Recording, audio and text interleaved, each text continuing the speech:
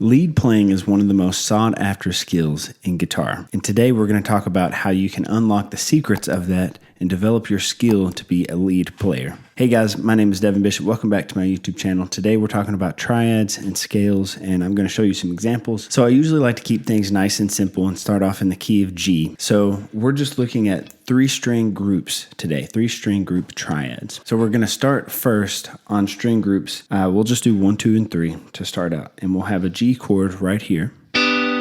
This will be your first shape. So this G triad functions just like a G chord, and you can use it in place of a G chord. So as soon as you see a G chord on a chart, you can play this. And automatically, you'll start to sound more like a lead player and even look more like a lead player because you're not playing a simple standard G shape, but you're playing a G shape further up the neck. Now, this is movable and follows the chromatic notes anywhere up the neck. So you can take this and go G, G sharp, A sharp, B, C, C sharp, D, so on and so forth. So if you do a simple 1, 4, 5 with this shape, you can have this. And so you can groove on that, you can play with that, and even create lines with that. Now, the second shape for this will be right here. Now this looks, as you may see or recognize already, that this looks like a D chord, right?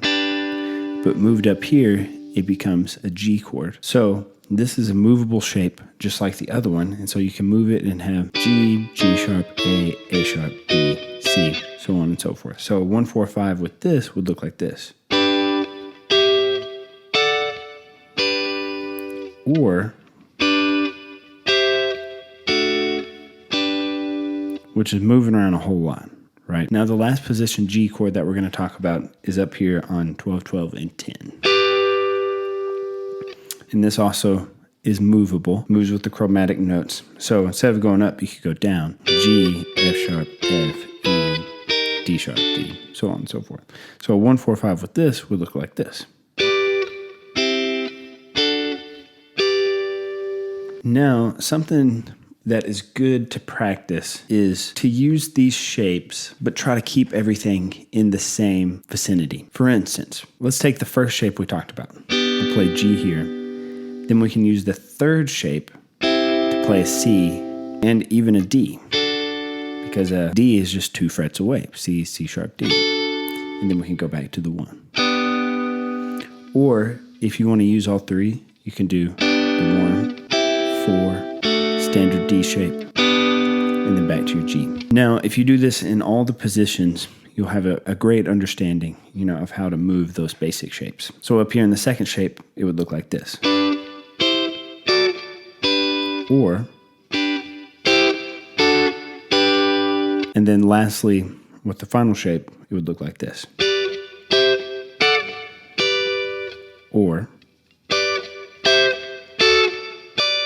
so this is just one string group of 3. You can do this on sets 2, 3, and 4, 3, 4, and 5, 4, 5, and 6. But I think a good place to start is 1, 2, and 3. So what's next after this is to start including the scale and recognize the other notes and intervals involved in the chord. For instance, if we have G, where's the 9?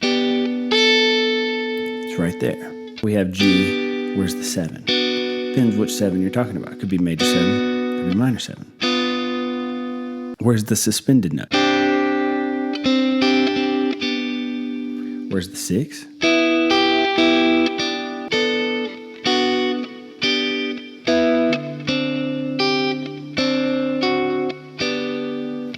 Now, playing it like that almost sounds like a chord progression, right? What I just did. You could even hear like the tension of this. This sounds more like a D7, and truly it is.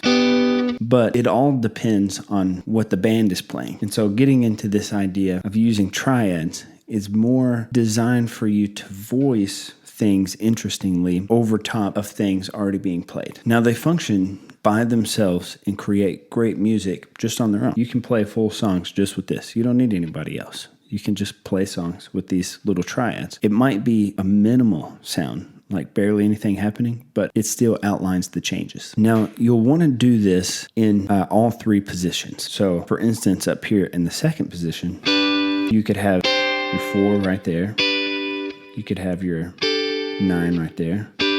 could have your 7. You could have a 9 right there, a 6. And, there are multiple answers for these things, So a 6 there versus a 6 there. A 9 there versus a 9 there. They have different sounds. So depending on what you choose will define your stylistic approach and your characteristics as a musician. Now, the last one is this third position here. So again, multiple answers. You could have a 4 here. You could have a 4 here. You could have a 9 here. 6 there. 7. Minor 7. A 6 there. So there's lots of different answers for these things, but really choosing one to add to it can be really beneficial for your playing. So then another really helpful thing that you can do to improve this a little step further is to include the scale. So you have G right here. Now where's your G scale at? And then end on a note within that triad.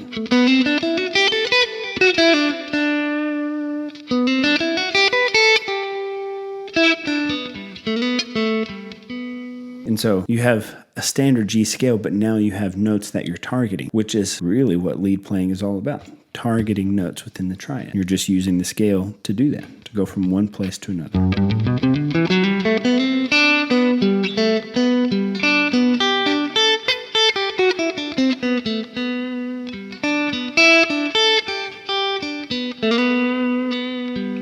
Now, if you did this in the second position, your scale would be here.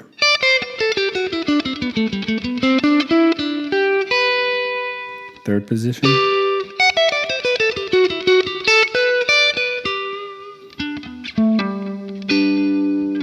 And now the last thing to kind of keep in mind when you're doing this is you want to maintain the key. So let's say we're in the key of G and we have 1, 4, 5. 1, 4, 5, 1. You don't want to change your scale from G major, C major, D major, G major. You actually want to maintain the scale. If you have a G right here, and you play your scale, and let's say you go to the 4, still the same scale. And then when you go to the 5,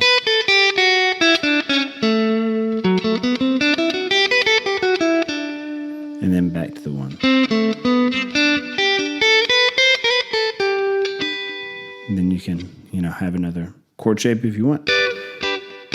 Lots of options. Then you want to do this for everyone and practice just being able to see this. So in second position.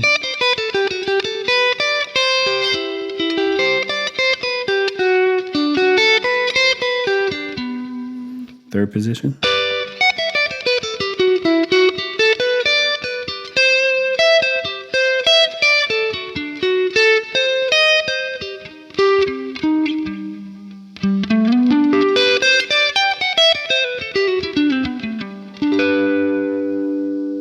So I use this all the time in jazz, in blues, in church music, anything, because the triads don't change, but stylistically how you approach the triads and what scales you use and the technique, those are the things that change. But as far as the basic elements, those things are not going to change. So my name is Devin Bishop. Thanks for tuning in. I'll see you next week in the next video. And yeah, thanks for watching.